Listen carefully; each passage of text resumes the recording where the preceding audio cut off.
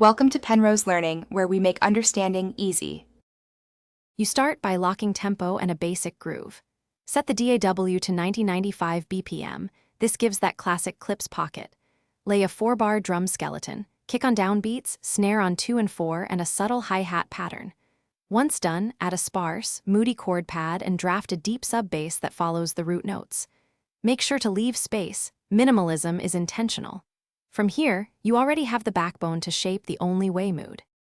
Next, craft the signature textures that make it Clipse Type. Design a gritty 808 or sub-bass with gentle glide and tune it to the key so every hit feels locked. Layer a staccato piano or electric keys for rhythmic punctuation, then push a little tape saturation to add grit and warmth. Once done, sprinkle percussive elements, rim clicks, shakers, and triplet rolls to create movement. Make sure each element occupies its own frequency range, so the arrangement breathes and the groove remains tight.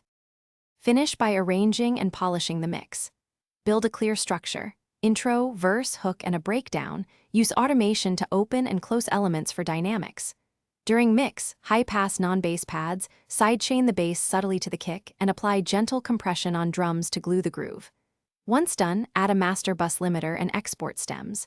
If something sounds off, test on phone and monitors. If low end booms, tame 4080 HZ with narrow. Thanks for watching. If this was helpful, leave a like and consider subscribing. See you next time.